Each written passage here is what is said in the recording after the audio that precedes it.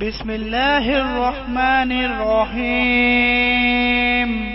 شروع اللہ کا نام لے کر جو بڑا مہربان نہایت رحم والا ہے۔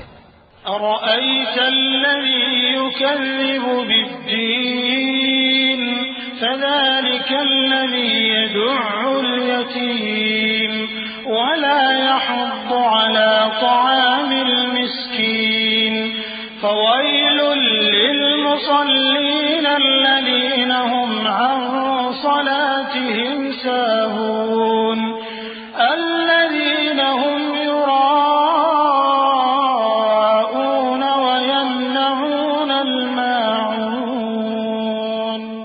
کیا تم نے اس شخص کو دیکھا جو روز جزا کو جھٹلاتا ہے؟